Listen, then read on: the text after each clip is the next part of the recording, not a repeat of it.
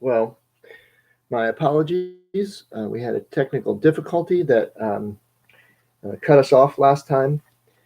We were about halfway through chapter 6, but I'm going to begin again at the beginning of chapter 6. Eliphaz has made his first statement here and basically said, Job, innocent people don't suffer like this. Um, Acknowledge your sin, repent, call on the Lord, and he may forgive you. And then this is Job's reply. We're beginning in chapter 6, verse 1. Then Job replied, If only my anguish could be weighed, and all my miseries be placed on scales, it would surely outweigh the sand of the seas. No wonder my words have been impetuous. The arrows of the Almighty are in me. My spirit drinks in their poison. God's terrors are marshaled against me. Does a wild donkey bray when it has grass, or an ox bellow when it has fodder? Is tasteless food eaten without salt, or is there flavor in the white of an egg? I refuse to touch it. Such food makes me ill. Oh, that I might have my request, that God would grant what I hope for, that God would be willing to crush me and let loose his hand and cut me off. Then I would still have this consolation, my joy in unrelenting pain, that I had not denied the words of the Holy One. So basically, he's saying, God, let me die now before I make a mistake, before I curse you. So far, I've done nothing wrong to deserve any of this. I'm innocent. But if I continue, who knows what will happen? So basically, he's claiming his innocence. He's affirming his innocence here. Verse 11 continues, What strength do I have that I should still hope? What prospects that I should be patient? Do I have the strength of a stone? Is my flesh bronze? Do I have the power to help myself now that success has been driven from me? A despairing man should have the devotion of his friends, and now he's going to criticize his friends, even though he forsakes the fear of the Almighty. But my brothers are as undependable as intermittent streams. So he's criticizing Eliphaz, who has just accused him of sin and saying, You deserve this. But my brothers are as undependable as intermittent streams, as the streams that overflow when darkened by thawing ice and swollen with melting snow, but that cease to flow in the dry season, and in the heat vanish from their channels. Caravans turn aside from their routes. They go up into the wasteland and perish. The caravans of Tema look for water. The traveling merchants of Sheba look in hope. They are distressed because they had been confident. They arrived there only to be disappointed. Now you too have proved to be of no help. You see something dreadful and are afraid. Have I ever said, Give something on my behalf, pay a ransom for me from your wealth, deliver me from the hand of the enemy, ransom me from the clutches of the ruthless? Teach me, and I will be quiet. Show me um, where I have been wrong. How painful are honest words. But what do your arguments prove? Do you mean to correct what I say and treat the words of a despairing man as wind? You would even cast lots for the fatherless and barter away your friend. But now, be so kind as to look at me. Would I lie to your face? Relent, do not be unjust. Reconsider, for my integrity is at stake.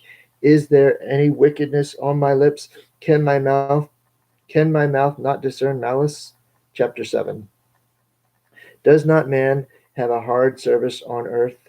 Are not his days like those of a hired man, like a slave longing for the evening shadows, or the hired man waiting eagerly for his wages? So I have been allotted months of futility, and nights of misery have been assigned to me.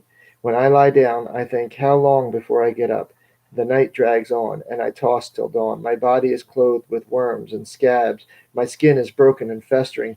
My days are swifter than a weaver's shuttle, and they come to an end without hope. Remember, O God, that my life is but a breath. My eyes will never see happiness again. The eye that now sees me will see me no longer.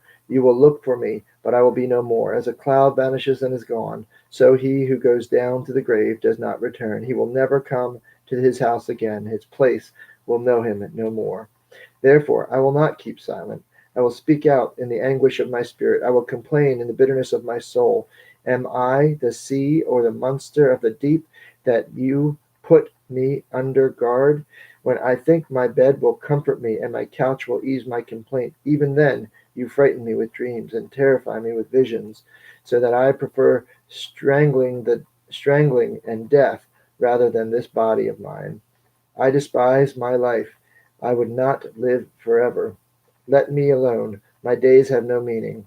What is man that you make so much of him, that you give him so much attention, that you examine him every morning and test him every moment? Will you never look away from me, or let me alone even for an instant? If I have sinned, what have I done to you, O watcher of men?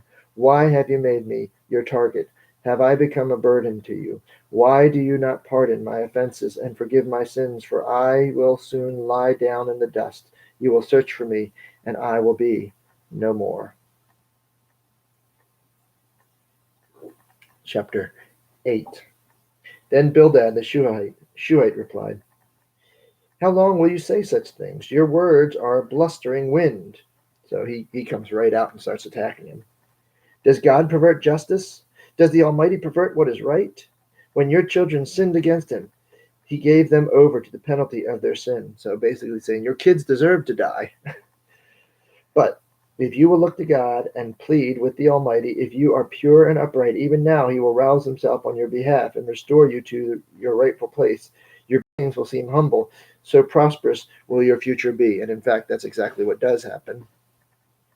Ask the former generations and find out what their fathers learned. For we were born only yesterday and know nothing, and our days on earth are but a shadow. Will they not instruct you and tell you? Will they not bring forth words from their understanding? Can papyrus grow tall where there is no marsh? Can reeds thrive without water? While still growing and uncut, they will wither. They wither more quickly than grass. Such is the destiny of all who forget God. So perishes the hope of the godless. Hear what he's accusing him of. What he trusts in is fragile. What he relies on is a spider's web. He leans on his web, but it gives way. He clings to it, but it does not hold. He is like a well-watered plant in the sunshine, spreading its shoots over the gardens. It entwines its roots around a pile of rocks and looks for a place among the stones. But when it is torn from its spot, that place disowns it and says, I never saw you. Surely its life withers away, and from the soil other plants grow. Surely God does not reject a blameless man or strengthen the hands of evildoers. He will yet fill your mouth with laughter and your lips with shouts of joy. Your enemies will be clothed in shame, and the tents of the wicked will be no more. So you can hear he's saying, if you're blameless, God would not be doing this to you. Chapter 9. Job replied, Indeed, I know that this is true, but how can a mortal be righteous before God? Though one wished to dispute with him, he could not answer him one time out of 1,000. His wisdom is profound, his power is vast. Who has resisted him and come out unscathed?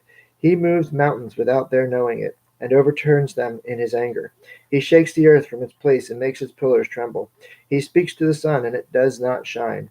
He seals off the light of the stars. He alone stretches out the heavens and treads on the waves of the sea. He is maker of the Bear and Orion, the Pleiades, and the constellations of the south. He performs wonders that cannot be fathomed, miracles that cannot be counted. He passes me, I cannot see him. When he goes by, I cannot perceive him. He snatches me away. Who can stop him? Who can say to him, What are you doing? God does not restrain his anger. Even the cohorts of Rahab cowered at his feet. How then can I dispute with him? And the cohorts of Rahab were the residents of Jericho. And the Israelites crushed Jericho. But it's interesting. that hasn't actually happened yet. So the note here, Rahab refers to a mythical monster of the deep. Ah, interesting. Uh, the Enumena Elish and the biblical concept of creation, elsewhere cited in the Bible. So they're not talking about Rahab and Jericho. They're talking about Rahab, the monster of the deep. So a sea monster. How then can I dispute? And by the way, I like Job because it talks about things like Rahab and the Leviathan and the Behemoth. And people ask about dinosaurs in the Bible, and I always think that those are references. And I'll talk a little bit more about that when we get there. But here's another spot, Rahab. How can, how then, how then can I dispute with him? How can I find words to argue with him? Though I were innocent, I could not answer him. So it says, even though I'm innocent, I can't argue with God. I could only plead with my judge for mercy. Even if I summoned him and he responded, which he doesn't have to, I do not believe he would give me a hearing. He would crush me with a storm and multiply my wounds for no reason. He would not let me regain my breath, but would overwhelm me with misery. If it is a matter of strength, he is mighty, and if it is a matter of justice, who will summon him? Even if I were innocent, my mouth would condemn me. If I were blameless, it would pronounce me guilty. Although I am blameless, I have no concern for myself. I despise my own life. It is all the same. That is why I say he destroys both blameless and the wicked. When a scourge brings sudden death, he mocks the despair of the innocent. When the land falls into the hands of the wicked, he blindfolds its justice. If it is not he, then who is it? So basically, God's in control of everything, whether good things are happening or bad things. My days are swifter than a runner. They fly away without a glimpse of joy. They skim past like boats. I will forget my complaint. I will change my expression and smile. I still dread all my sufferings, for I know you will not hold me innocent. Since I am already found guilty, why should I struggle in vain? Even if I washed myself with soap and my hands with washing soda, you would plunge me into a slime pit, so that even my clothes would detest me. He is not a man like me, that I might answer him. That we might confront each other in court. If only there was someone to arbitrate between us. And interestingly enough, that's what God will ultimately send through Jesus, an arbiter, a medium. Jesus will be the one to arbitrate between man and God. So again, verse 33, if only there were someone to arbitrate between us, to lay his hand upon us both, someone to remove God's rod from me, so that his terror would frighten me no more. Then I would speak up without fear of him. But as it now stands with me, I cannot. Chapter 10, Job continues, I loathe my very life. Therefore I will give free rein to my complaint and speak out in bitterness of my soul. I will say to God, do not condemn me, but tell me what charges you have against me. Does it please you to oppress me, to spurn the work of your hands, while you smile on the schemes of the wicked? Do you have eyes of flesh? Do you see as a mortal sees? Are your days like those of a mortal, or your years like those of a man, that you must search out my faults and probe again after my sin? Though you know that I am not guilty, and that now that no man can rescue me from your hands. So basically says God, I'm innocent, but I can't argue with you. And if I did, you'd just crush me. But it's true, I'm innocent. And I don't understand why you are doing these things. Verse 8 continues, your hands shaped me and made me. Will you now turn and destroy me? Remember that you molded me like clay. Will you now turn me to dust again? Did you not pour me out like milk and curdle me like cheese? Clothed me in the skin and flesh, and knit me together with bones and sinews. You gave me life and showed me kindness, and in your providence watched over my spirit. But this is what you concealed in your heart, and I know that this was in your mind. If I sinned, you would be watching me and would not let my offense go unpunished. If I am guilty, woe to me. Means then I deserve this. Even if I am innocent, I cannot lift my head, for I am full of shame and drowned in my affliction. If I hold my head high, you stalk me like a lion, and again display your awesome power against me. You bring new witnesses against me and increase your anger toward me. Your forces come against me, wave upon wave. Why then did you bring me out of the womb? I wish I had died before an eye saw me. If only I had never come into being, or had been carried straight away from the womb to the grave. Are not my few days almost over? Turn away from me, so I can have a moment's joy before I go to the place of no return, to the land of gloom and deep shadow, to the land of deepest night, of deep sorrow and disorder, where even the light is like darkness. So he's saying basically, God, won't you at least give me a minute's rest, a minute's peace before I die? Chapter 11. It's the third friend's turn. Excuse me. Then Zophar, the Naamathite, replied, Are all these words to go unanswered? Is the talker to be vindicated? Will your idle talk reduce men to silence? Will no one rebuke you when you mock? You say to God, My beliefs are flawless. I am pure in your sight. Oh, how I wish that God would speak, that he would open his lips against you and disclose to you the secrets of wisdom. For true wisdom has two sides. Know this, God has even forgotten some of your sin. So basically, he's punishing you, but not even for all your sin. He should be punishing you worse. He's saying, this is what Zophar is saying, that Job, not only have you sinned and deserved this, but you deserve worse. Can you fathom the mysteries of God? Can you probe the limits of the Almighty? They are higher than the heavens. What can you do? They are deeper than the depths of the grave. What can you know? Their measure is longer than the earth and wider than the sea. If he comes along and confines you in prison and convenes a court, who can oppose him? Surely he recognizes deceitful men, and when he sees evil, does he not take note? But a witless man can no more become wise than a wild donkey's colt can be born a man. Pretty insulting words there. Yet if you devote your heart to him and stretch out your hands to him, if you put away the sin that is in your hand and allow no evil to dwell in your tent, then you will lift up your face without shame. You will stand firm and without fear. You will surely forget your trouble, recalling it only as waters gone by. Life will be brighter than noonday, and darkness will become like morning.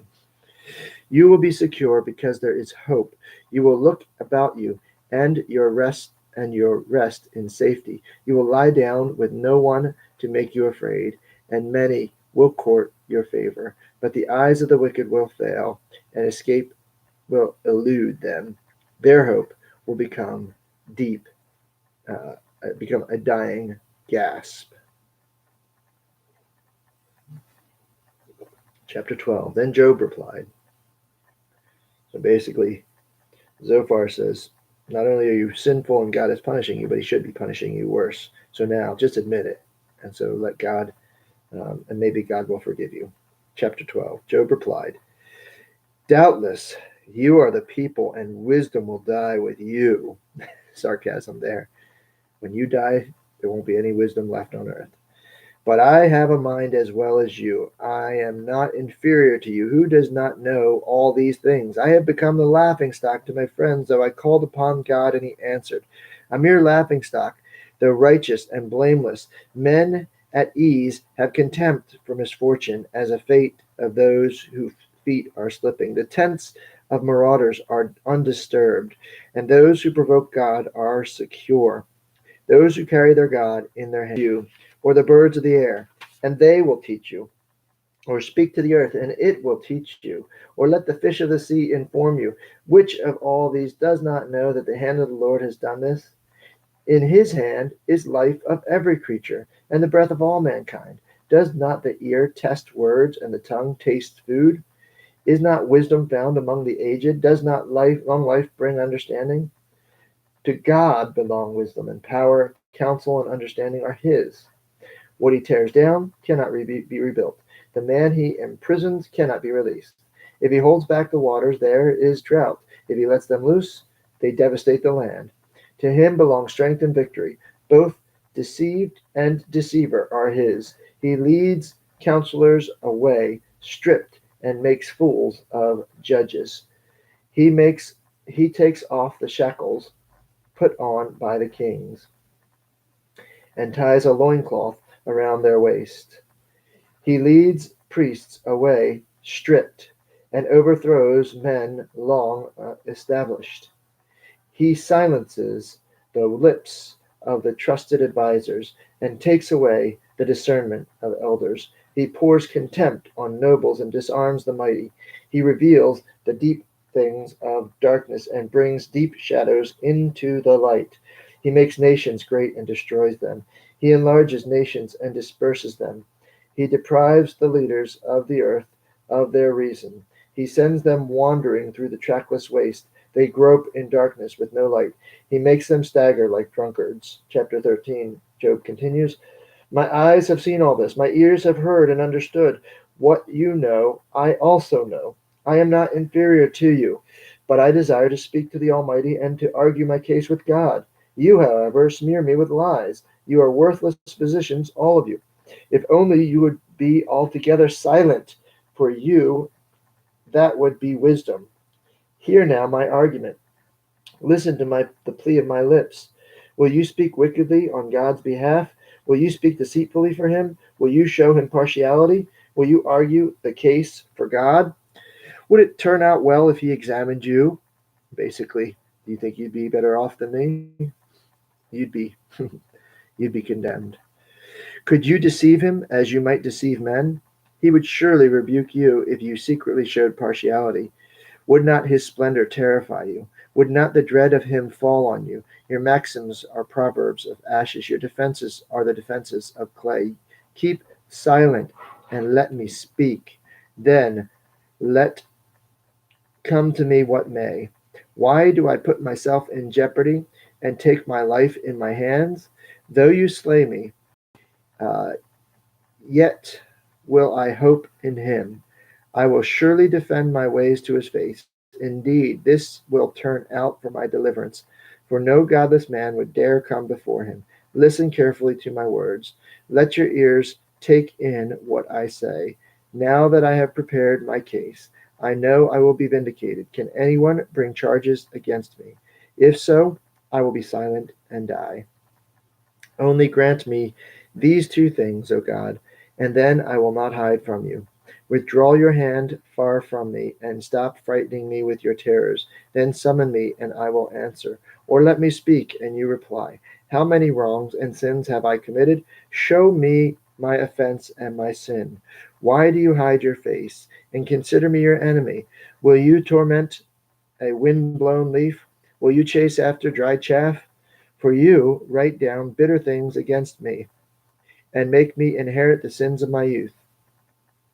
You fasten my feet in shackles. You keep close watch on all my paths, by putting marks on the soles of my feet. So man wastes away like something rotten, like a garment eaten by moth. Chapter 14, Job continues. Man is born of woman. Man born of woman is of few days and full of no one. Man's days are determined. You have decreed the number of his months, and set limits he cannot exceed. So look away from him and let him alone, till he has put in his time like a hired man. At least there is hope for a tree. If it is cut down, it will sprout again, and bed becomes parched and dry. So man lies down and does not rise, till the heavens are no more. Men will not awake or be roused from their sleep. If only you would hide me in the grave, and conceal me till your anger has passed. If only you would set me a time, and then remember me. If a man dies, will he live again? All the days of my hard service I will wait for my renewal to come. You will call, and I will answer you. You will long for a creature your hands have made, the creature your hands have made. Surely then you will count my steps, but not keep track of my sin. My offenses will be sealed up in a bag. You will cover over my sin. As a mountain erodes and crumbles, and as the rock is moved from its place, as water wears away stones, and torrents wash away soil, so you destroy man's hope. You overpower him once for all, and he is gone. You change his countenance and send him away. If his sons are honored, he does not know it. If they are brought low, he does not see it. He feels but pain of his body, his own body, and mourns only for himself.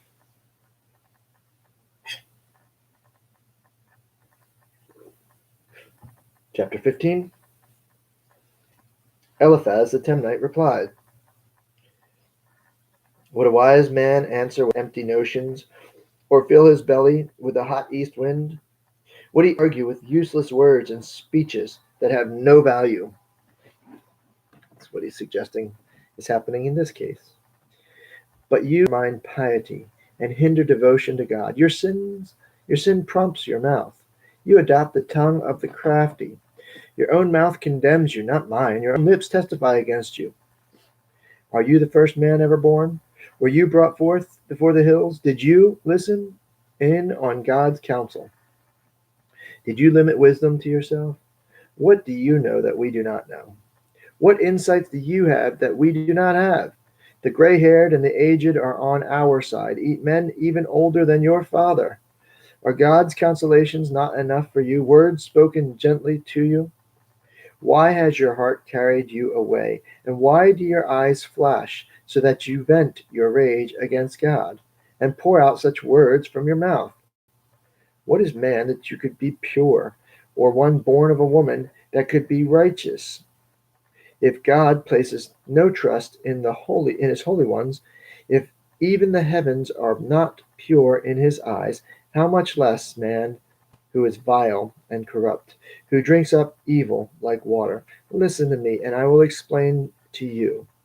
Let me tell you what I have seen, what wise men have declared, hiding nothing received from their fathers, to whom alone the land was given when no alien passed among them. All his days the wicked man suffers torment, the ruthless through all the years stored up for him. Terrifying sounds fill his ears. When he seems well, marauders attack him. He despairs of escaping the darkness. He is marked for the sword. He wanders about, food for vultures. He knows the day of darkness is at hand. Distress and anguish fill him with terror. They overwhelmed him like a king poised to attack, because he shakes his fist at God and vaunts himself against the Almighty, defiantly charging against him with a thick, strong shield. Though his face is covered with fat and his waist bulges with flesh, he will inhabit the ruined towns and houses where no one lives, houses crumbling to rubble. He will no longer be rich, and his wealth will not endure, nor will his possessions spread out over the land. He will not escape the darkness. A flame will wither his shoots, and the breath of God's mouth will carry him away. Let him not deceive himself by trusting what is worthless, for he will get nothing in return. Before his time he will be paid in full, and his branches will not flourish. He will be like a vine stripped of all its unripe grapes, like an olive tree shedding its blossoms, for the company of the godless will be barren. The fire will consume the tents of those who love bribes. They conceive trouble and give birth to evil. Their womb fashions deceit.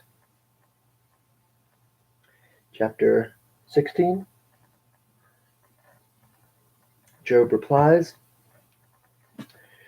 I have heard many things like these. Miserable comforts are you all.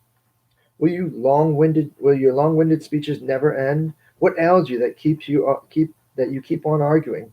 I could also speak like you. If you were in my place, I could make fine speeches against you and shake my head at you, but my mouth would encourage you. Comfort from my lips would bring you relief. Yet, if I speak, my pain is not relieved, and if I refrain, it does not go away. Surely, O God, you have worn me out. You have devastated my entire household. You have bound me, and it has become a witness. My gauntness rises up and testifies against me. God assails me and tears me in his anger, and gnashes his teeth at me. My opponents fasten on me his piercing eyes. Men open their mouths to jeer at me. They strike my cheek in scorn and unite together against me. God has turned me over to evil men and thrown me into the clutches of the wicked. All was well with me, but he shattered me.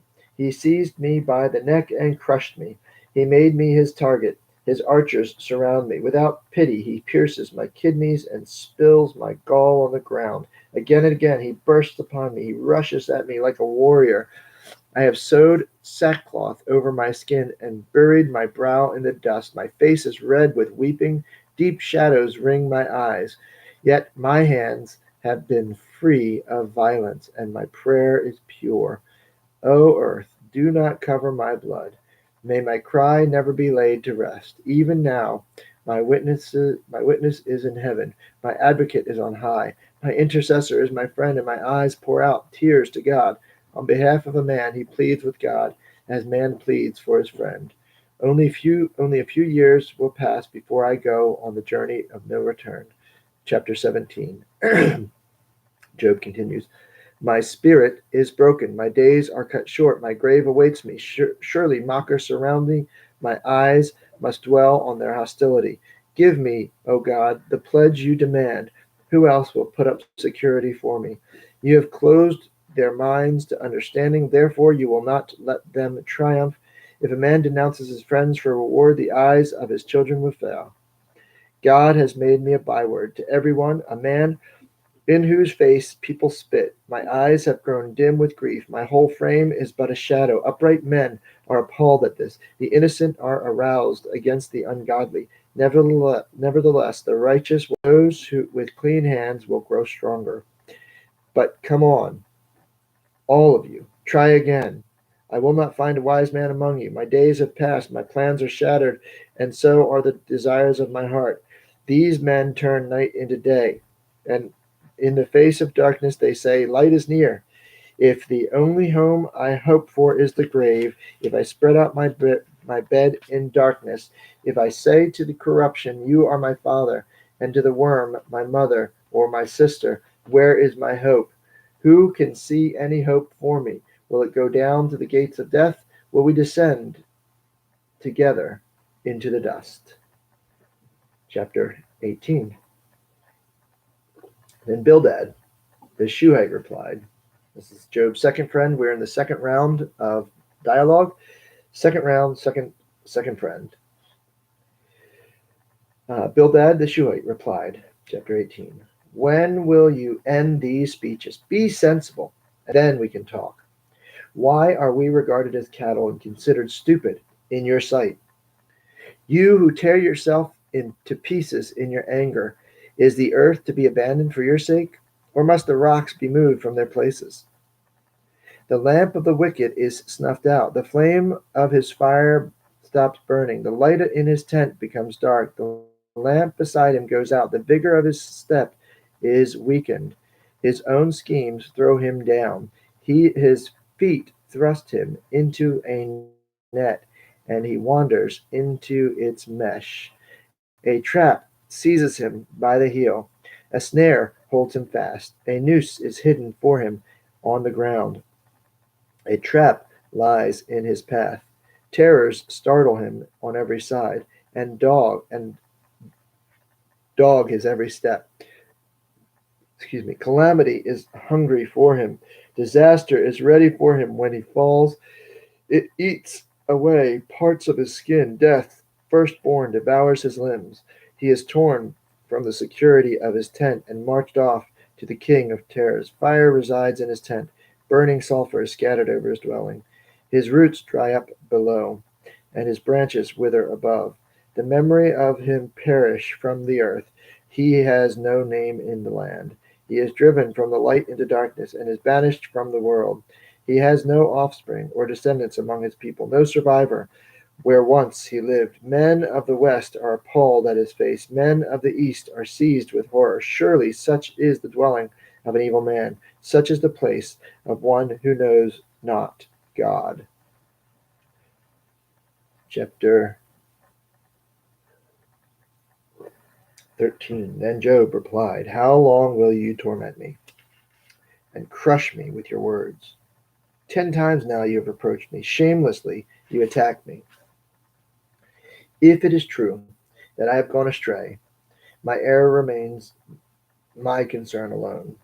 If indeed you would exalt yourselves above me, and use my humiliation against me, then know that God has wronged me, and drawn his net around me.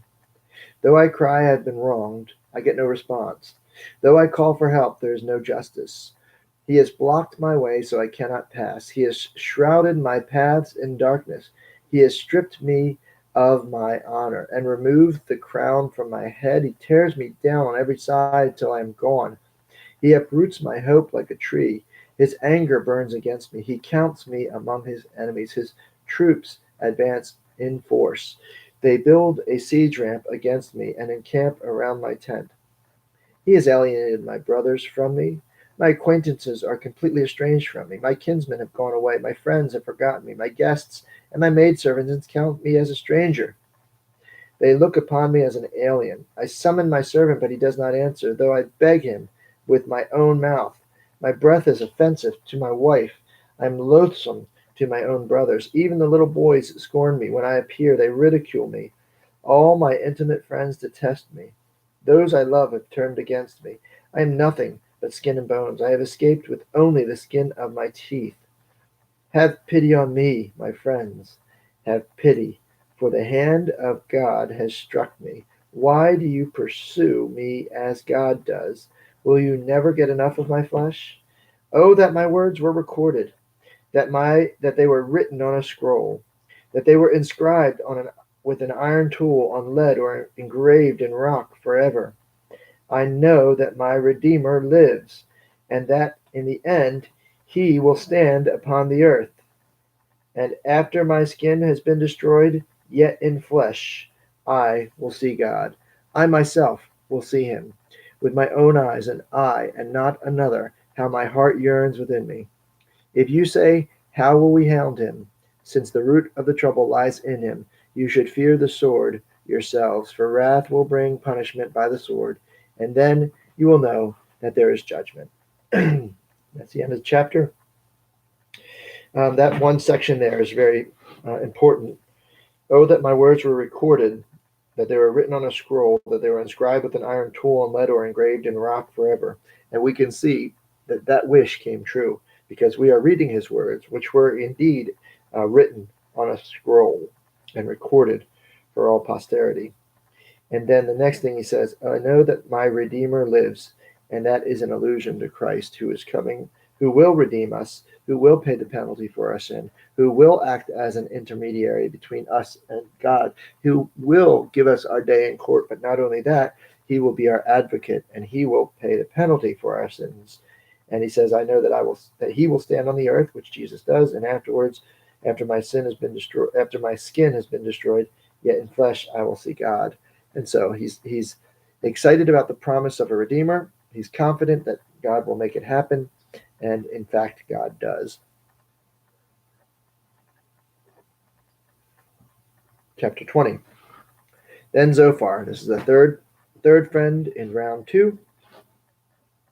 Then Zophar the Naamathite replied, my troubled thoughts prompt me to answer because I am greatly disturbed. I hear a rebuke that dishonors me, and my understanding inspires me to reply. Surely you know how it has been from of old, ever since man was placed on earth, that the mirth of the wicked is brief, that the joy of the godless lasts but a moment. Though his pride reaches to the heavens, and his head touches the clouds, he will perish forever like his own dung. Those who have seen him will say, where is he? Like a dream he flies away, no more to be found, banished like a vision of the night. The eye that saw him will not see him again. His place will look on him no more. His children must make amends to the poor. His own hands must give back his wealth. The youthful vigor that fills his bones will lie with him in the dust. Though evil is sweet in his mouth, and he hides it under his tongue, though he cannot hear to let it go, and keeps it in his mouth. Yet his food will turn sour in his stomach. It will become the venom of serpents within him. He will spit out the riches he swallowed. God will make his stomach vomit them up. He will suck the poison of serpents. The fangs of an adder will kill him. He will not enjoy the streams, the rivers flowing with honey and cream. What he toiled for, he must give back uneaten. He will not enjoy the profit from his trading, for he was oppressed. He has oppressed the poor and left them destitute. He has seized houses he did not build. These are the accusations that his friends are levying against him. Surely I will have no respite from his surely he will have no respite from his cravings. He cannot save himself by his treasure. Nothing is left for him to devour. His prosperity will not endure. In the midst of his plenty, distress will overtake him. The full force of misery will come upon him. When he has filled his belly, God will vent his burning anger against him and rain down his blows upon him. Though he flees from an iron weapon, a bronze-tipped arrow pierces him. He pulls it out of his back, the gleaming point out of his liver. Terrors will come over him. Total darkness lies in the wait for his treasures. A fire unfanned will consume him and devour what is left in his tent. The heavens will expose his guilt. The earth will rise up against him. A food will carry off his house, rushing waters on the day of God's wrath. Such is the fate God allots the wicked, the heritage appointed for them by God.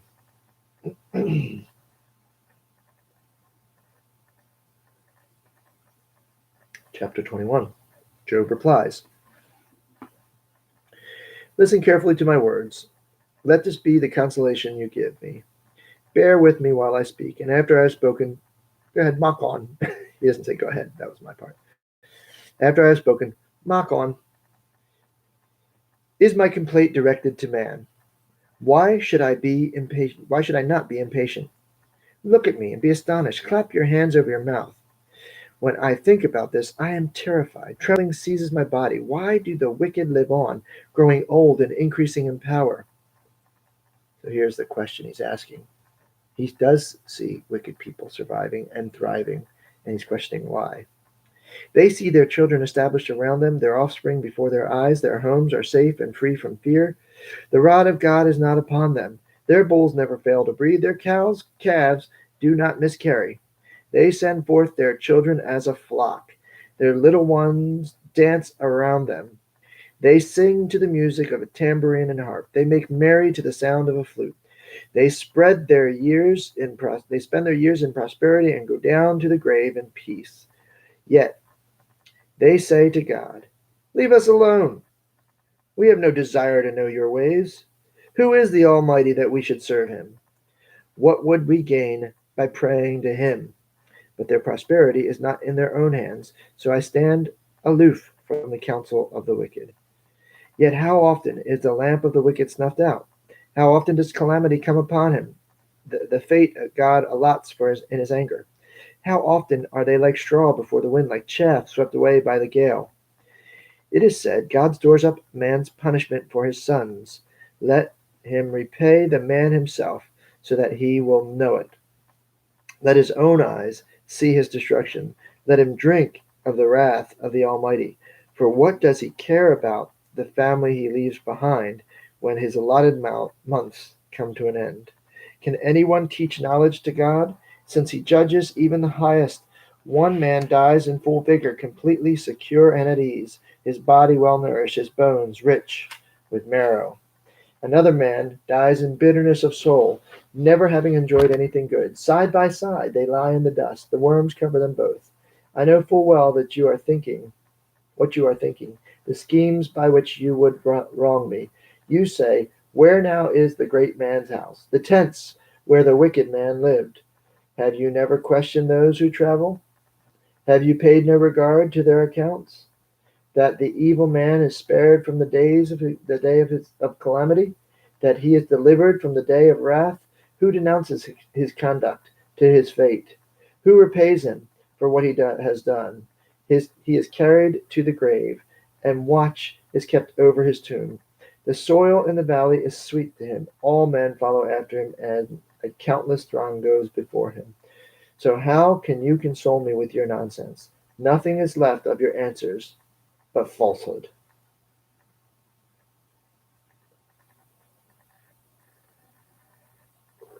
Chapter 22.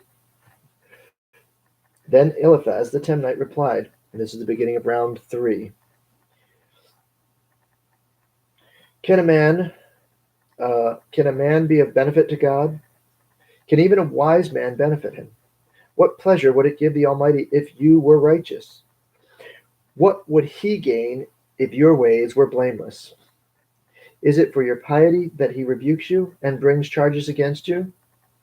Is not your wickedness great? Are not your sins endless? You demanded security from your brothers for no reason. So these are the specific commands, the specific sins he's accusing them of. You stripped men of their clothing, leaving them naked. You gave no water to the weary, and you withheld food from the hungry. Though you were a powerful man owning land, an honored man living on it, and you sent widows away empty-handed and broke the strength of the fatherless. That is why snares are all around you, why sudden perils terrifies you. Why is it so dark you cannot see, and why a flood of water covers you? Is not God in the heights of heaven, and see how lofty and how are the highest stars? You say, what does God know? Does he judge through such darkness? Thick clouds veil him, so he does not see us, as he goes about in the vaulted heavens. Will you keep to the old path that evil men have trod? They were carried off before their time, their foundations washed away by a flood. They said to God, leave us alone. What can the Almighty do to us? Yet it was he who filled their houses with good things. So stand aloof from the counsel of the wicked. The righteous see their ruin and rejoice. The innocent mock them, saying, surely our foes are destroyed, and fire devours their wealth. Submit to God and be at peace with him. In this way, prosperity will come to you. Accept instruction from his mouth and lay up his words in your heart. If you return to the Almighty, you will be restored. If you remove wickedness from your tent and assign your nuggets to the dust, your gold of Ophir to the rocks in the ravines, then the Almighty will be your gold, the choicest silver for you.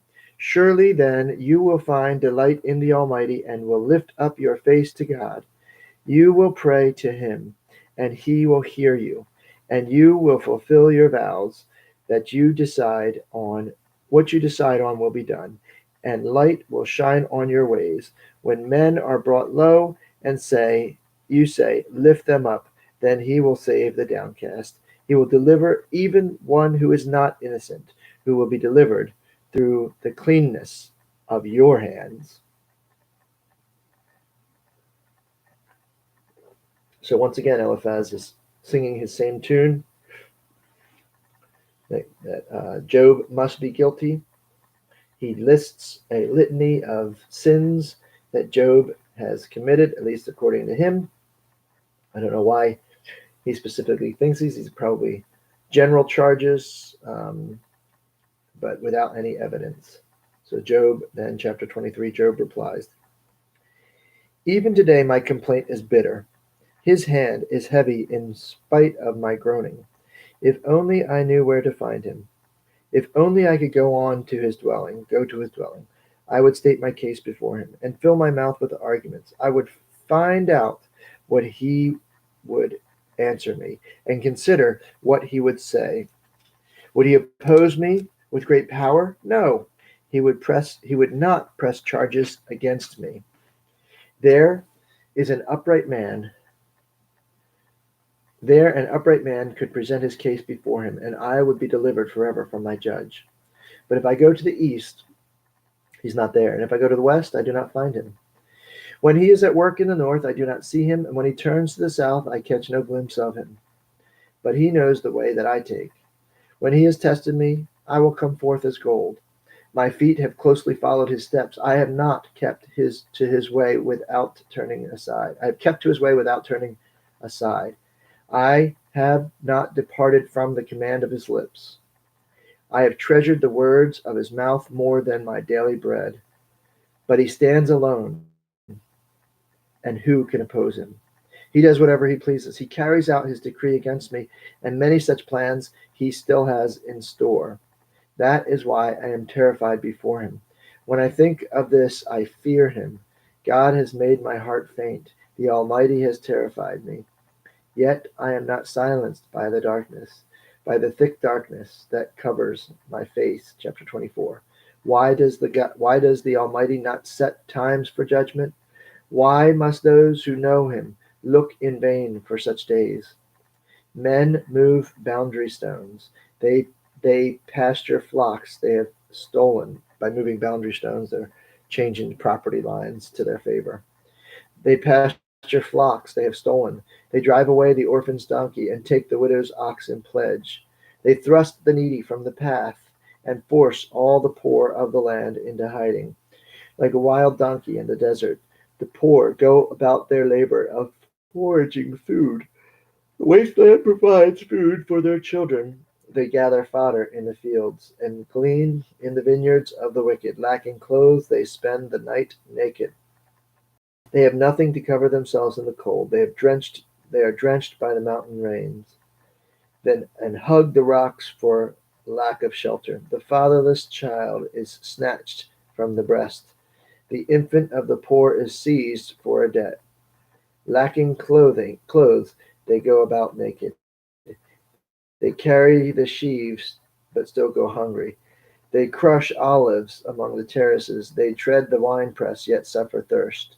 The groans of the dying raise from the city, and the souls of the wounded cry out for help. But God charges no one with wrongdoing.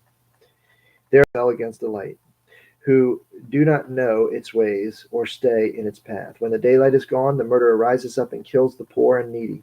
In the night he steals forth like a thief. The eye of the adulterer watches for dusk. He thinks no eye will see me, and he keeps his face concealed. In the dark, men break into houses, but by day they shut themselves in. They want nothing to do with the light. For all of them, deep darkness is their morning. They make friends with the terror of darkness.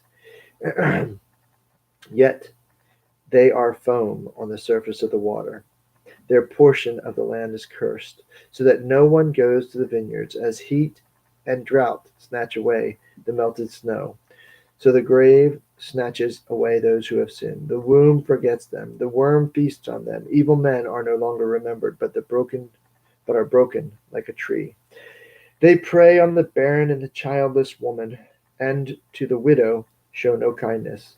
But God drags away the mighty by his power. Though they become established, they have no assurance of life. He may let them rest in a feeling of security, but his eyes are on their ways. For a little while they are exalted, and then they are gone. They are brought low and gathered up like all others. They are cut off like heads of grain. If this is not so, who can prove me false and reduce my words to nothing?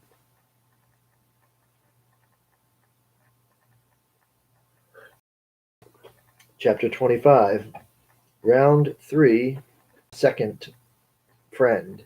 And this is the one where Job will cut him off. 25. Then Bildad the Shuhite replied, Dominion and all belong to God. He establishes order in the heights of heaven. Can his forces be numbered?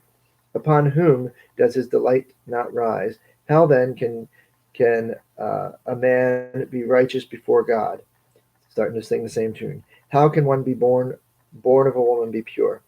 If even the moon is not bright and the stars are not pure in his eyes, how much less man, who is but a maggot, a son of man, who is only a worm? Chapter 26, Job interrupts.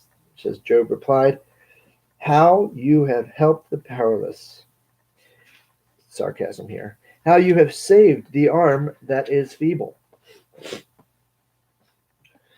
What advice you have offered to one without wisdom, and what great insight you have displayed. Who has helped you utter these words, and whose spirit spoke from your mouth? The dead are in deep anguish. Those beneath the waters are all that live in them. Death is naked before God. Destruction lies uncovered.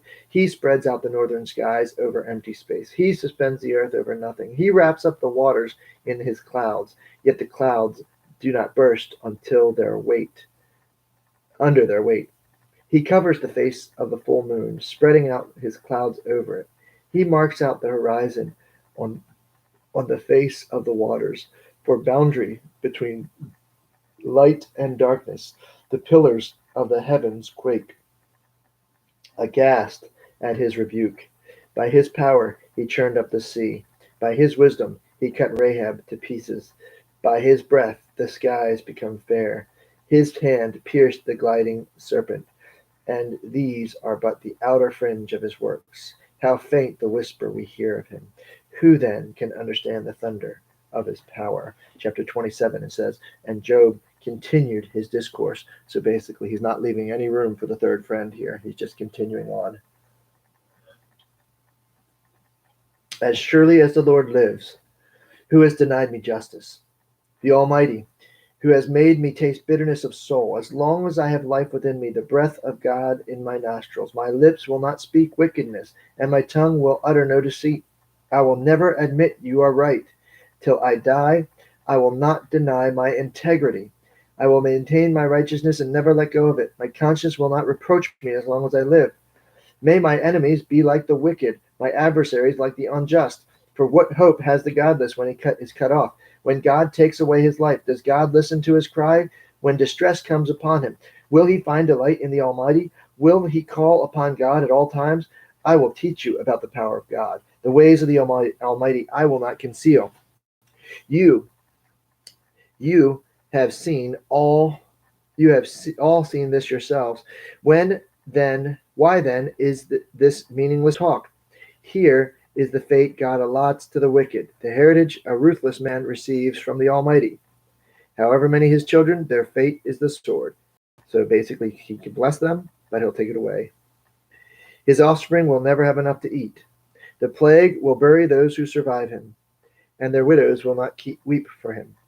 Though he heaps up silver like dust, and clothes like piles of clay, what he lays up, the righteous will wear, and the innocent will divide his silver. The house he builds is like a moth's cocoon, like a hut made by the watchman. He lies down wealthy, but will do so no more.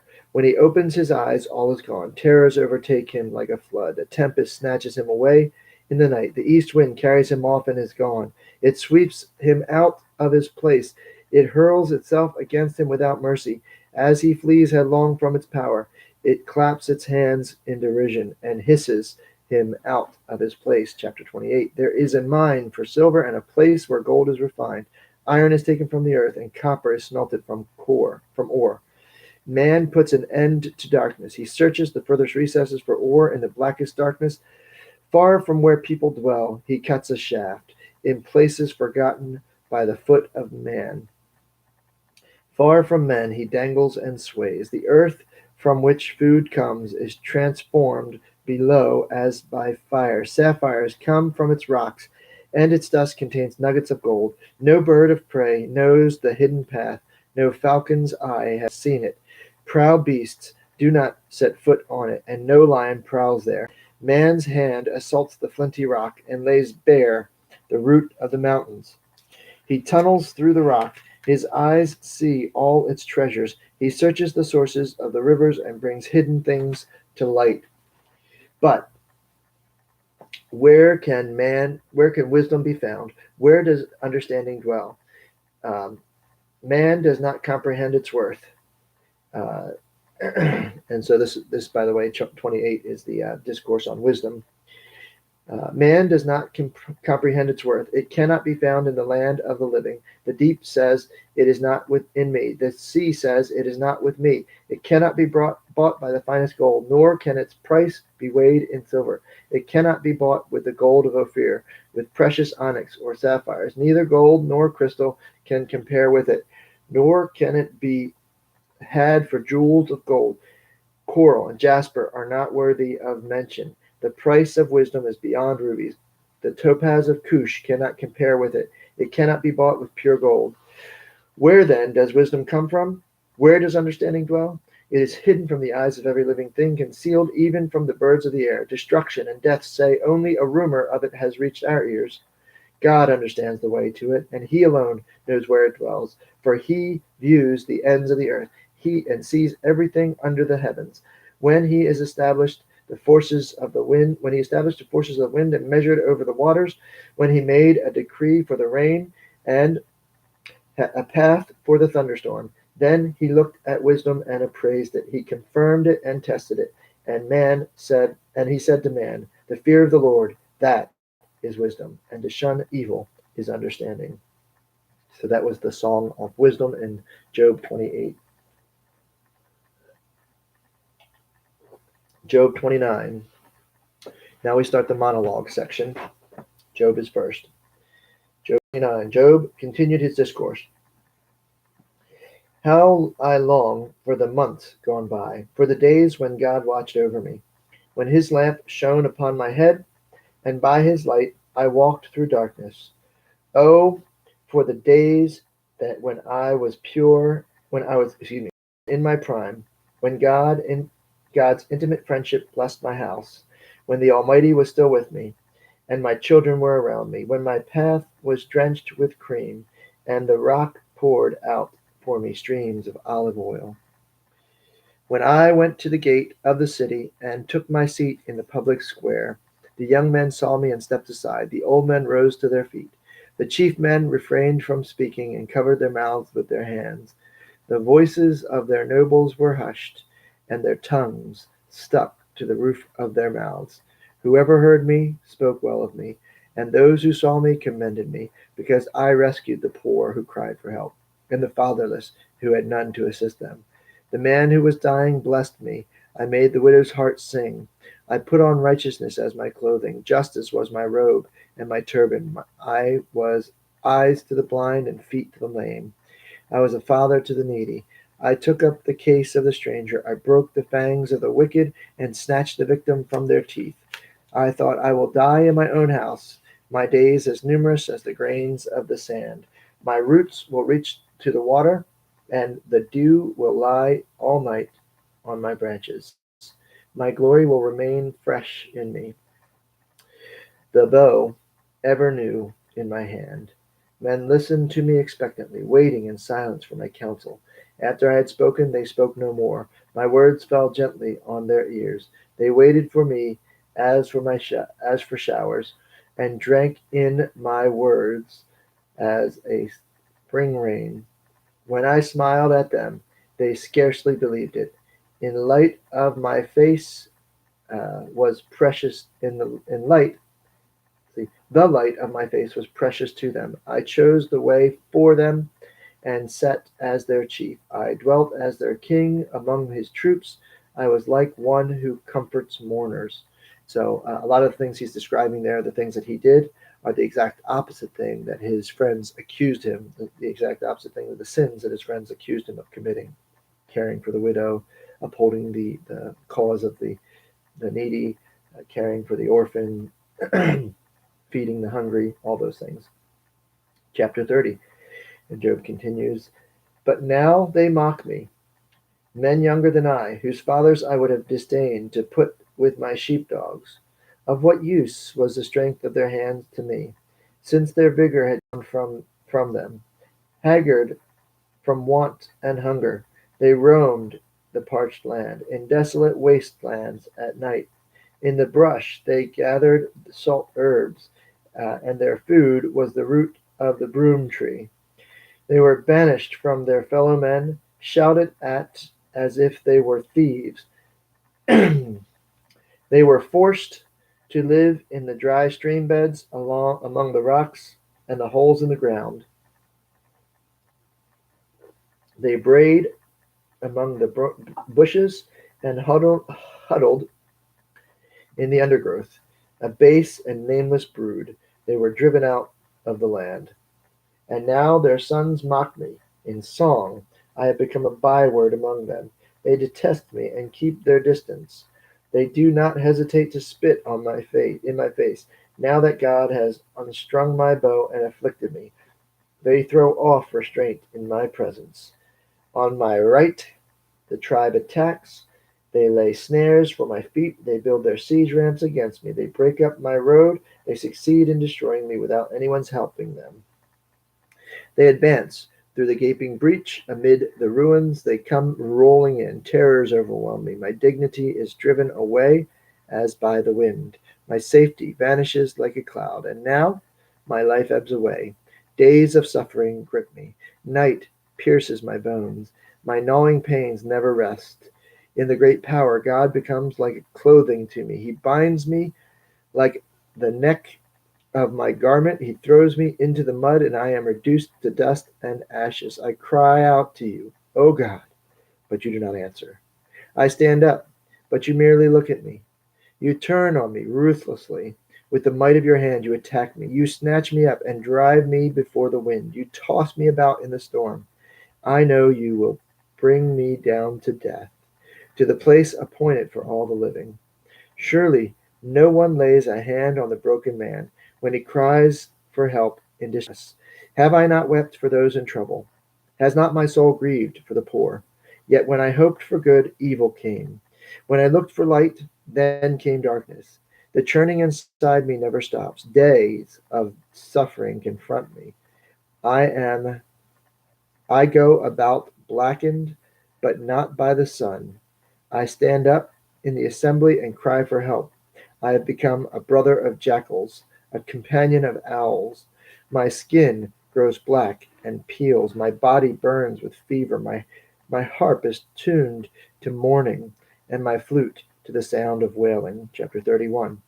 I made a covenant with my eyes not to look lustfully at a girl. For what is man's lot? What is man's lot from God above, his heritage from the Almighty on high? Is it not ruin for the wicked, disaster for those who do wrong? Does he not see my ways and count my every step? I have walked in falsehood. If I have walked in falsehood, or my foot has hurried after deceit, let God weigh me in honest scales, and he will know that I am blameless. If my steps have turned from the path, if my heart has been led by my eyes, or my hands have been defiled, then may others eat what I have sown, and may my crops be uprooted. If my heart has been enticed by a woman, or if I lurked at my neighbor's door, then may my wife grind another man's grain, and may another man sleep with her, for that would have been shameful, a sin to be judged. It is a fire that burns to destruction. It would have uprooted my harvest. If I had denied justice to my men servants and maid servants when they had a grievance against me, what will I do when God confronts me? What will I answer when he called to account? Did not he who made me in the womb make them? Did not the same one form both of us within our mothers? Here he's going through this different litany of potential sins and denying each of them. Here's the next one. If I had denied the desires of the poor, or let the eyes of the widow grow weary, if I had not kept if I had kept my bread to myself, not sharing it with the fathers, but from my youth I reared him as would a father, and from my birth I guided the widow. If I had seen anyone perishing, if I have seen anyone perishing for lack of clothing, or needy man without a garment, and his heart did not bless me for warming him and with a fleece from my sheep, if I raised my hand against the fatherless, knowing that I had influence in the court, then let my arm fall from my shoulder and let it be broken off at the joint. For I dreaded destruction from God, and for fear of his splendor I could not do such things. The next thing.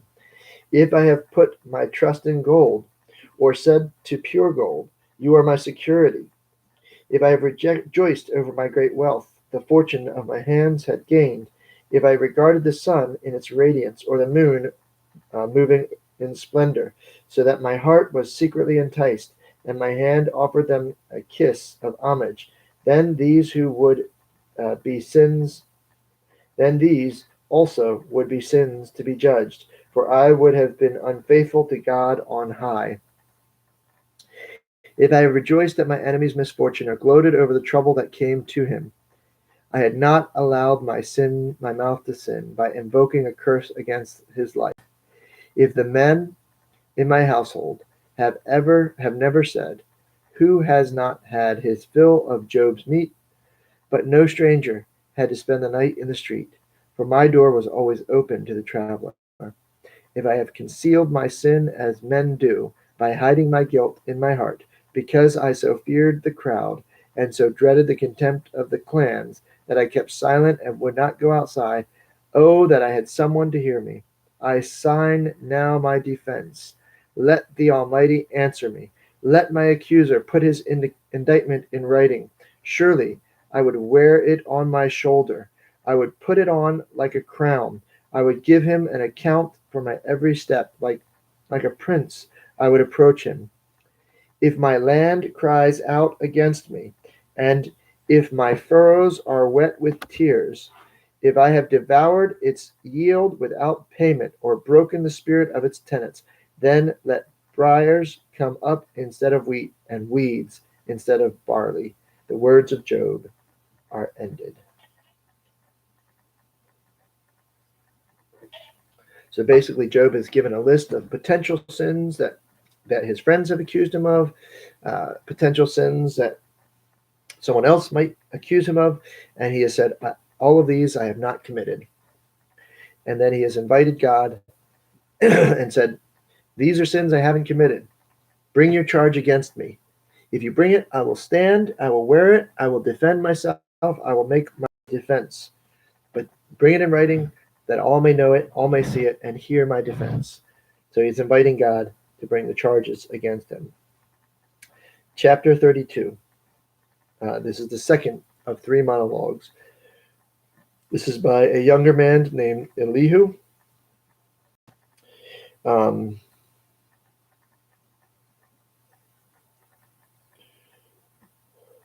Trying to think here. Elihu, his name, El means God. Who, I forget what who means. So, all right. Anyway, chapter 32. So these three men stopped answering Job because he was righteous in his own eyes. So they figured, we can't convince him. We're going to give up. But Elihu, son of Berechiah the Buzite, of the family of Ram, became very angry with Job for justifying himself rather than God. He was also angry with the three friends because they found no way to refute Job and yet had condemned him. Now Elihu had waited before speaking to Job because they were older than he. But when he saw that the three men had nothing more to say, his anger was aroused. So Elihu, son of Berechiah the Buzite, said, I am young in years, and you are old.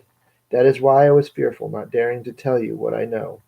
I thought age should speak, advanced years should teach wisdom. But it is the spirit in a man, the breath of the Almighty, that gives him understanding. It is not only the old who are wise, not only the aged who understand what is right. Therefore, I say, listen to me. I, too, will tell you what I know. I waited while you spoke. I listened to your reasoning while you were searching for words. I gave you my full attention, but not one of you has proved Job wrong. None of you has answered his arguments. Do not say we have found wisdom. Let God refute him, not man. But Job has not marshaled his words against me, but Job has not marshaled his words against me, and I will not answer him with your arguments. They are dismayed and have no more to say. Words have failed them. Must I wait now that they are silent? Now that they stand there with no reply, I too will have my say. I too will tell what I know. For I am full of words, and the spirit within me compels me.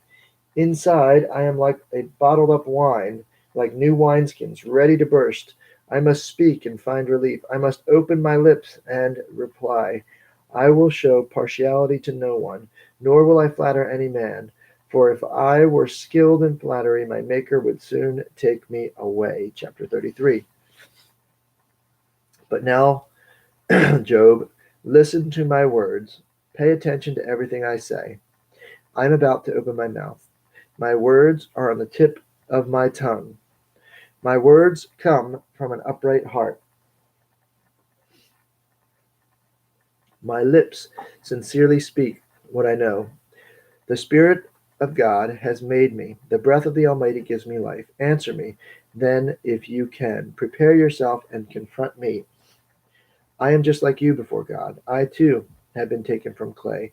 No fear of me should alarm you, nor should my hand be heavy upon you. But you have said but you have said in my hearing, I have heard your very words, I am pure and without sin. I am clean and free from guilt. Yet God found fault with me. He considers me his enemy. He fastens my feet in shackles and keeps close watch on all my paths. But I tell you, in this you are not right. For God is greater than man. Why do you complain to him that he answers none of man's words? For God does speak, now one way and now another, though man may not perceive it. In a dream, in a vision of the night, when deep sleep falls on men as they slumber in their beds, he may speak in their ears and terrify them with warnings, to turn man from wrongdoing and keep him from pride, to preserve his soul from the pit, his life from perishing by the sword. Or a man may be chastened on a bed of pain, with constant distress in his bones, so that his very being finds food repulsive, and his soul loathes the choicest meal. His flesh wastes away to nothing, and his bones, once hidden, now stick out. His soul draws near to the pit, and his life to the messengers of death.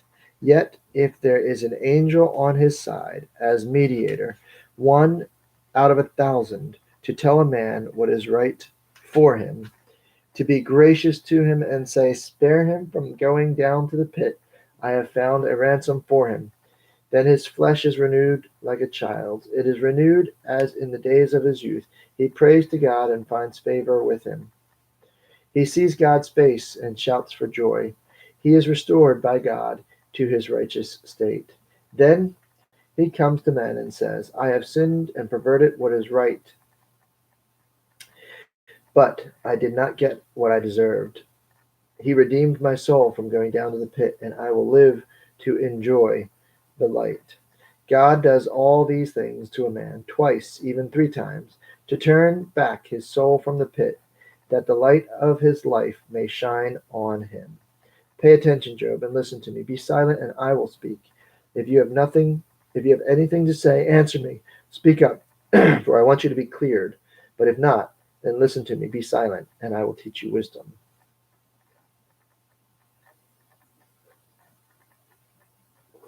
Chapter 34. Then Elihu said, so Elihu's continuing his monologue, hear my words, you wise men. Listen to me, you men of learning. For the ear tests words, and the tongue tastes food. Let us discern for ourselves what is right. Let us learn together what is good. Job says I am innocent, but God denies me justice. Although I am right, I am considered a liar. Although I am guiltless, his arrows inflict an incurable wound. What man is like Job, who drinks scorn like water? He keeps company with the evildoers, he associates with wicked men. For he says, it profits a man nothing when he tries to please God. So listen to me, you men of understanding. Far be it from God to do evil, for the Almighty to do wrong. He repays a man for what he has done. He brings upon him what his conduct deserves. It is unthinkable that God would do wrong, that the Almighty would pervert justice. Who appointed him over the earth? Who put him in charge of the whole world? If it were his intention, and he withdrew his spirit and breath, all mankind would perish together, and man would return to the dust. If you have understanding, hear this. Listen to what I say.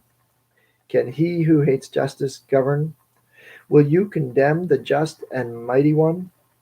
Is he not the one who says to kings, you are worthless, and to nobles, you are wicked, who shows no partiality to princes, and does not favor the rich over the poor? For they are all the work of his hands. They die in an instant. In the middle of the night, the people are shaken, and they pass away. The mighty are removed without human hand. His eyes are on the ways of men. He sees their every step. There is no dark place, no deep shadow where evildoers can hide. God has no need to examine men further, that they should come before him for judgment. Without inquiry, he shatters the mighty and sets up others in their place. Because he takes note of their deeds, he overthrows them in the night, and they are crushed. He punishes them for their wickedness, where everyone can see them, because they turned from following him and had no regard for any of his ways. They caused the cry of the poor to come before him, so that he heard the cry of the needy.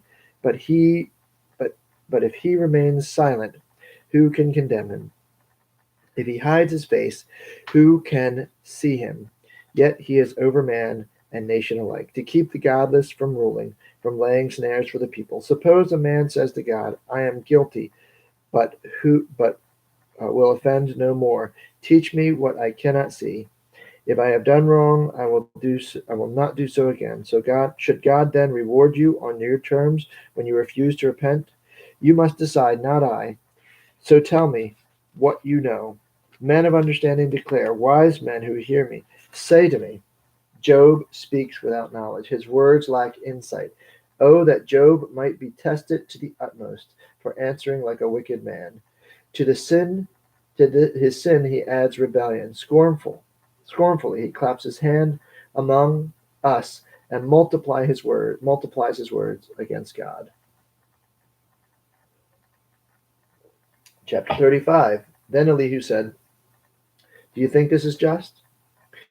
You say, I will be cleared by God. You ask him, what profit is it to me, and what do I gain by not sinning? I would like to reply to you, and to your friends with you. Look up at the heavens and see. Gaze at the clouds so high above you. If you sin, how does that affect him? If your sins are many, what does that do to him? If you are righteous, what do you give to him? Or what does he receive from your hand? Your wickedness affects only a man like yourself, and your righteousness only the sons of men. Men cry out under the load of oppression. They plead for relief from the arm of the powerful. But no one says, Where is God my Maker, who gives songs in the night, who teaches more to us than to the beasts of the earth, and makes us wiser than the birds of the air? He does not answer when men cry out, because of the arrogance of the wicked. Indeed, God does not listen to their empty plea. The Almighty pays no attention to it. How much less, then, will he listen when you say that you do not see him, that your case is before him, and that you must wait for him, and furthermore, that his anger never punishes, and he does not take the least notice of wickedness. So Job opens his mouth with empty talk, without knowledge, and multiplies words.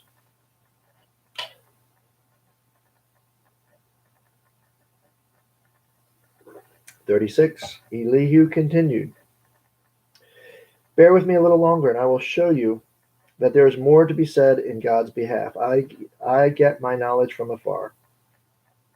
I will ascribe justice to my Maker. Be assured that my words are not false. Only perfect in knowledge is with you. Only one perfect in knowledge is with you. That is a pretty high claim there. Pretty arrogant. He's saying he's perfect in knowledge. God is mighty, but does not despise men. He is mighty and firm in his purpose. He does not keep the wicked alive, but gives the afflicted their rights.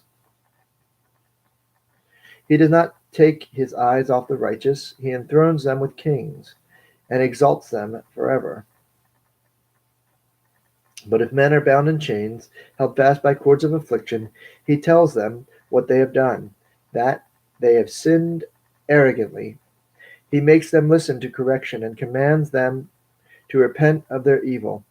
If they obey and serve, they will spend the rest of their days in prosperity and the years in contentment. But if they do not listen, they will perish by the sword and die without knowledge. The godless in heart harbor resentment. Even when he fetters them, they do not cry for help. They die in their youth among the prostitutes of the shrines. But those who suffer, he delivers in their suffering. He speaks to them in their affliction. He is wooing you from the jaws of distress to a spacious place, free from restriction, to the comfort of your table, laden with choice food. But now you are laden with the judgment due the wicked. Judgment and justice have taken hold of you. Be careful that no one entices you by riches. Do not let a large bribe turn you aside. Would your wealth, or even all your mighty efforts, sustain you so that you would not be in distress?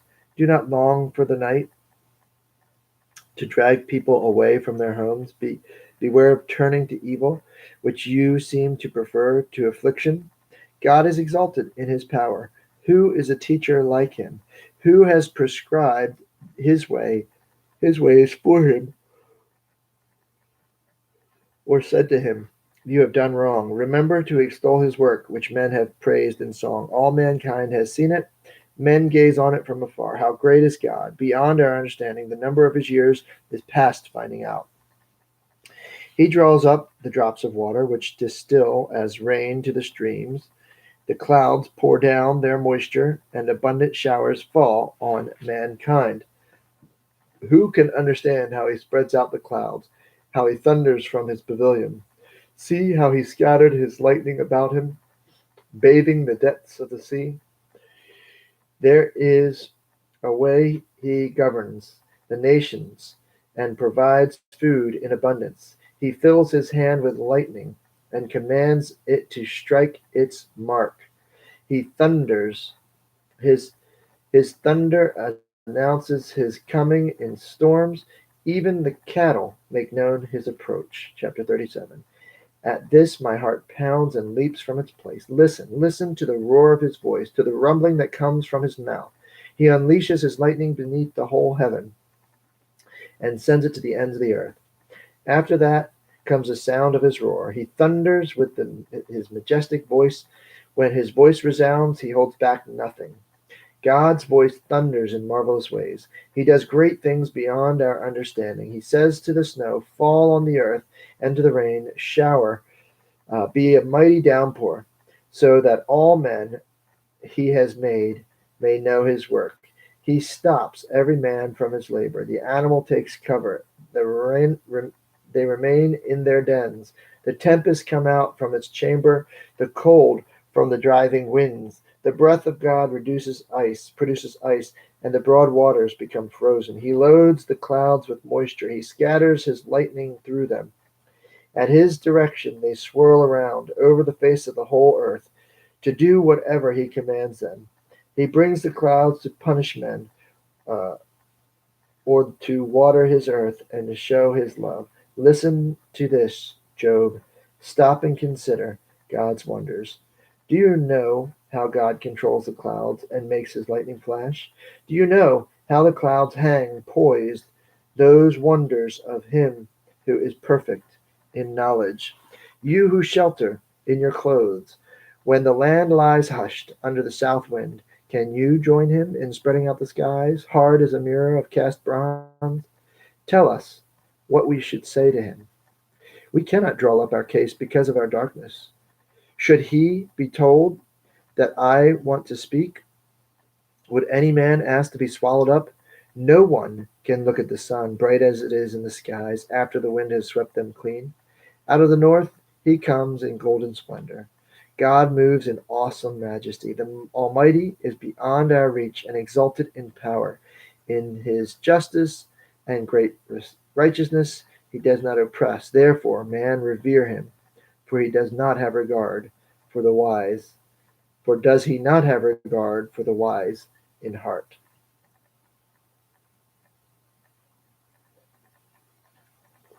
Chapter 38. Then the Lord answered Job out of the storm. He said, who is this that darkens my counsel with words without knowledge? Brace yourself like a man. I will question you, and you shall answer me. Where were you when I laid the earth's foundations? Tell me if you understand. Who marked off its dimensions? Surely you know. Who stretched its measuring line across it? Or what were its footings? On what were its footings set? Or who laid its cornerstone? While the morning stars sang together, and all the angels shouted for joy. Who shut up the sea behind the doors when it burst forth from the womb? When I made the clouds its garment and wrapped it in thick darkness, when I fixed its limits for it, and set the doors and bars in place. When I said, "This far you may come and no farther," here is where you, proud waves, halt. Have you ever given orders to the morning, or shown the dawn its place, that it might take the earth by the edges and shake the wicked out of it? The earth takes shape like clay under a seal. Its features stand out like those of a garment. The wicked are denied their light, and their upraised arms are broken. Have you journeyed to the springs of the sea, or walked in the recesses of the deep? Have the gates of death been shown to you? Have you seen the gates of the shadow of death? Have you comprehended the vast expanses of the earth? Tell me, you know all this. Tell me if you know all this. What is the way to the abode of light? And where does darkness reside? Can you take them to their places? Do you know the paths to their dwelling? Surely you know, for you are already born. You have lived so many years. Have you entered the storehouses of the snow, or seen the storehouses of hail, which I reserve for times of trouble, for days of war and battle? What is the way to the place where lightning is dispersed, or the place where the east winds are scattered over the earth? Who cuts a channel for the torrents of rain, and a path for the thunderstorm? To water a land where no man lives, a desert where no one is in, to satisfy a desolate wasteland, and make it sprout with grass. Does the rain have a father? Who fathers a drop of dew? From whose womb comes the ice? Who gives birth to the frost from the heavens, when the waters become hard as stone, when the surface of the deep is frozen? Can you bind the beautiful Pleiades? Can you loose the cords of Orion? Can you bring forth the constellations in their seasons, or lead out the bear with its cubs? Do you know the laws of heaven? Can you set up God's dominion over the earth? Can you raise your voice to the clouds and cover yourself with a flood of water? Do you send the lightning bolts on their way? Do they report to you, "Here we are"? Who endowed the heart with wisdom, or gave understanding to the mind? Who has the wisdom to count the clouds? Who can tip over water jars of the heavens when the dust becomes hard and the clods of earth stick together? Do you hunt the prey for the lioness and satisfy the hunger of the lions when they crouch in their dens or lie in the thicket? Who provides food for the raven when its young cry out to God and wonder about the lack of food? Chapter 39. Do you know when the mountain goats give birth? Do you watch when the doe bears her fawn? Do you count the months till they bear? Do you know the time they give birth? They crouch down and bring forth their young. Their labor pains are ended. Their young thrive and grow strong in the wilds. They leave and do not return. Who let the wild donkeys go free? Who untied his ropes? I gave him the wasteland as his home, the salt flats as his habitat. He laughs at the commotion in the town. He does not hear the drivers shout. He ranges the hills for pasture and searches for any green thing. Will the wild ox consent to serve you? Will he stay by your manger at night? Can you hold him to the furrow with a harness? Will he till the valleys behind you? Will you rely on him for his great strength? Will you leave your heavy work to him? Can you trust him to bring in your grain and gather it to your threshing floor? The wings of the ostrich flap joyfully, but they cannot compare to the pinions and feathers of the stork. She lays her eggs on the ground, and she lets them warm in the sand, unmindful that a foot may crush them, and some wild animal may trample them. She threatens her young harshly. She treats her young harshly, as if they were not hers. She cares for them. She cares not for that. She cares not that her labor was in vain, for God did not endow her with wisdom, or give her a share of good sense. Yet, when she spreads her feathers to run, she laughs at the horse and rider. Do you give the horse with his strength, or clothe his neck with a flowering mane? Do you make him leap like a locust, striking terror with his proud snorting? He paws fiercely, rejoicing in his strength, and charges into the fray. He laughs at fear, afraid of nothing. He does not shy away from the sword, and the quiver rattles against his side, along with the flashing spears and the lance, in frenzied excitement. He eats up the ground. It cannot be still when the trumpets sound. At the blast of the trumpet, he snorts, "Aha!" He catches the scent of battle from afar and the shout of commanders in the battle cry. Does the hawk take flight by your wisdom and spread his wings toward the south? Does the eagle soar at your command and build its nest on high? He dwells on a cliff and stays there at night. A rocky crag is his stronghold. From there he seeks out his food, and his eyes detect it from afar. His young ones feast on blood, and where the slain are, there he is. Chapter 40.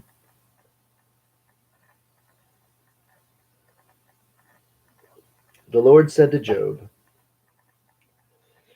"Will the one who contends with the Almighty correct him? Let him who accuses God answer him." Then Job answered the Lord, "I am unworthy. How can I reply to you? I put my hand over my mouth. I spoke once, but I have no answer, twice, but I will say no more." Then the Lord spoke to Job out of the storm. "Brace yourself like a man. I will question you, and you shall answer me. Would you discredit my justice? Would you condemn me to justify? Would you condemn me to justify yourself? Do you have an arm like God's? And can your voice thunder like his?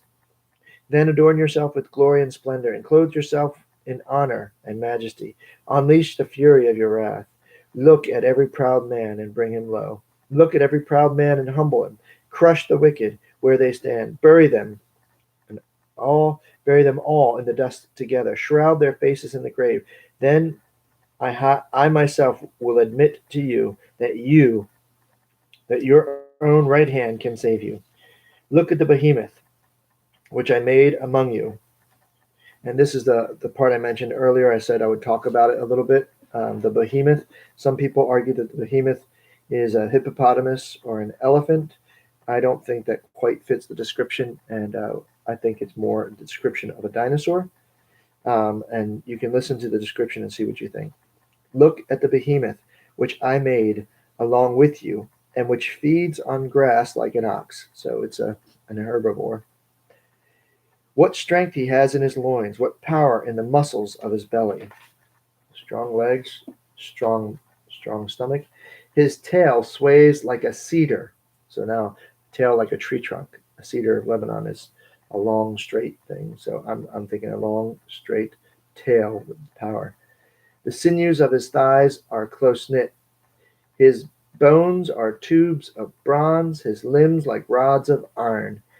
He ranks first among the works of God, yet his maker can approach him. With his sword. The hills bring him their produce, and all the wild animals play nearby. Under the lotus plants he lies, hidden among the reeds in the marsh." You can say, well, see, it's probably a hippopotamus. See, it's smaller. It's hiding in the reeds of the marsh. Maybe. "The lotuses conceal him in their shadow. The poplars by the stream surround him. When the rivers rage, he is not alarmed. He is secure. Though the Jordan should surge against his mouth, can anyone capture him by the eyes or trap him and pierce his nose?" I'm not sure, but I think I've seen hippopotamus I know I've seen hippopotamus in zoos, so I know that people have captured them, but I don't know things like a brontosaurus. I don't know that anybody has ever captured one of those. Chapter 41. "Can you pull in the Leviathan with a fishhook?" And people say the Leviathan is like a crocodile or an alligator. But again, I think that partial description lines up, but I think it is inadequate. The question here, can you pull the Leviathan in with a fishhook? Well, an alligator or crocodile, maybe. I think they have been caught. I have seen them. There are farms of them as well. or tie down its tongue with a rope? Can you put a cord through his nose or pierce his jaw with a hook? Will he keep begging you for mercy? Will he speak to you with gentle words? Will he make an agreement with you? For you take him as your slave for life. Can you make a pet of him with like a bird, or put him on a leash for your girls? Will traders barter for him?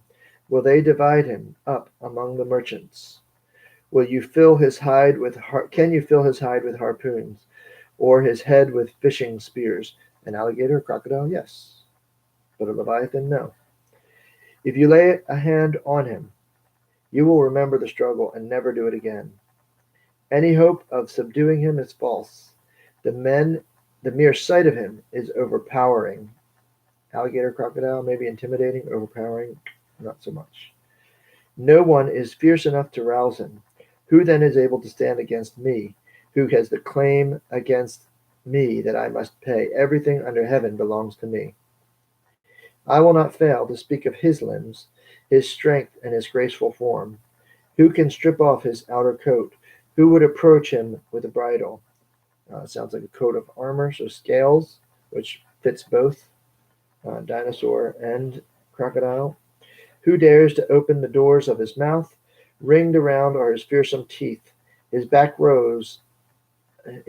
has rows of shields. Again, both alligators, crocodiles have little shields. Dinosaurs have full-sized shields, like a stegosaurus, you can imagine. His back has rows of shields tightly scaled together. Each is so close to the next that no air can pass between. They are joined fast to one another. They cling together and cannot be parted. His snorting throws out flashes of light. Now, that's definitely not an alligator who is throwing out. You say, well, that's not a dinosaur either. But actually, there were some dinosaurs that had that made sparks, and some lizards even today that do that. His snorting throws out flashes of light. His eyes are like the rays of dawn. Firebrands stream from his mouth. Sparks of fire shoot out. Sounds a little like a dragon here that he's describing. Smoke pours from his nostrils as from a boiling pot over a fire of reeds. His breath sets coals ablaze, and flames dart from his mouth. Strength resides in his neck. Dismay goes before him. The folds of his flesh are tightly joined. They are firm and immovable. His chest is as hard as rock, hard as a lower millstone. When he raises up, the mighty are terrified. They retreat before his thrashing. The sword that reaches him has no effect, nor does the spear or the dart or the javelin. With an alligator, crocodile, a sword would affect them. Iron he treats like straw, and bronze like rotten wood. Arrows do not make him flee. Sling stones are like chaff to him. A club seems to him like a piece of straw. He laughs at the rattling of a lance. Again, all those seem to suggest something much, much larger. His undersides are jagged potsherds, leaving a trail on the mud like a threshing sledge. He makes the depths churn like a boiling cauldron, and stirs up the sea like a pot of ointment. Behind him he leaves a glistening wake. One would think the deep had white hair. Nothing on earth is his equal. And to a crocodile or an alligator, there's lots of things that I think that would scare me about as much. A creature without fear. He looks down on all that are haughty. He is king over all the proud.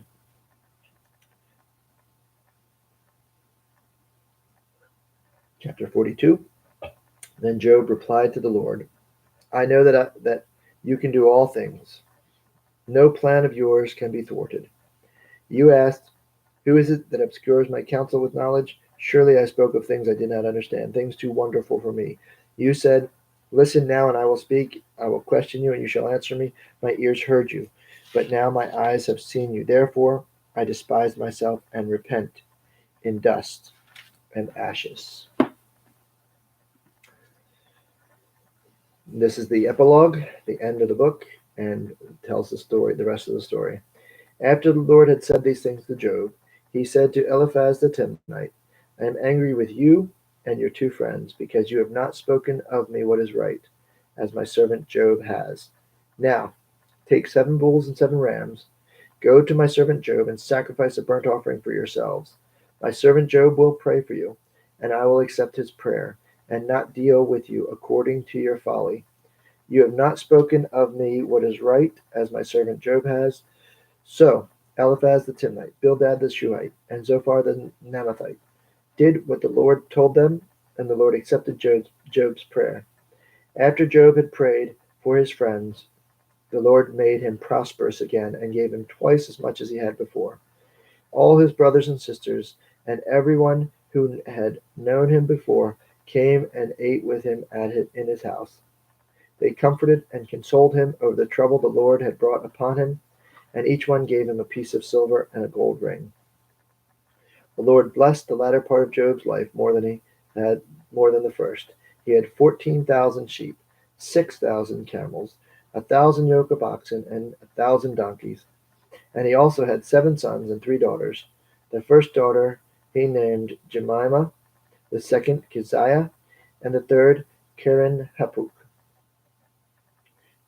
Now, nowhere in all the land were there found women as beautiful as Job's daughter, and the father granted them an inheritance along with their brothers, indicating his great wealth.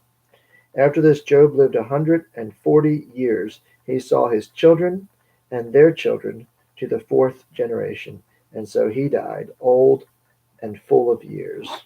And this is the end of Job. So we see in the story of Job an answer to the question of theodicy, or at least I would say a challenge to the notion that you get what you deserve. What goes around comes around. Suffering is from karma. Suffering comes as a result of our sin. Then if we are suffering, it's because of something we did. We deserve what we get. And so Job makes it clear that just because you're suffering doesn't necessarily mean that you deserve that your suffering is a direct result of a specific sin in your life. That's the moral of this story. There's a lot of other things in there as we move through it, but if you can take that away, then the next time you are in the midst of great suffering, you can ask yourself, you need to ask yourself, did I do something? Have I sinned? And if you have, then by all means, the suffering may be a direct consequence of that sin, and repentance is in order. But if you are faithfully following Christ, if you are worshiping Jesus alone, and not worshiping other gods, or not flagrantly disobeying the Lord, then your suffering, you need not compound it with guilt as well. So this book can be a great comfort to those who understand it. And I want to encourage you, if you're suffering, examine your life. If you find nothing, in accordance with God's word, examine it in light of God's word. Because you can say, well, I'm living a pretty good life, but if you're not examining it in accordance with God's word, you may be living a terrible life. Remember in Judges, it said they did what was right in their own eyes. If you're doing what's right in your own eyes, it means that you're doing what's wrong in God's eyes. And so really the question you need to be asking is, am I doing what's right in God's eyes? If the answer is yes, then you can eliminate the guilt that could go along with suffering. And then at least the suffering you can deal with without the guilt on a little bit more. You'll be a little bit more capable of dealing with suffering minus guilt than suffering plus guilt. So, Father, we want to thank you for the story of Job and the way that it teaches us about the origins of suffering, that they are not necessarily a direct result of specific sin in our lives. that removes guilt, the feelings of guilt in us when we are suffering, if we are following you. Father, help each of us to follow you wholeheartedly, to love you completely, to live our lives so as to be without guilt. And then whatever comes, whether we experience life filled with joy or life filled with challenges and sorrows, we can at least come before your throne with great confidence and free of guilt that oppresses and holds us down. Father, thank you for all this. We pray and dedicate ourselves to you, and we pray it all in Jesus' name. Amen. Thank you for joining me. I hope to see you next time when we read through the Psalms.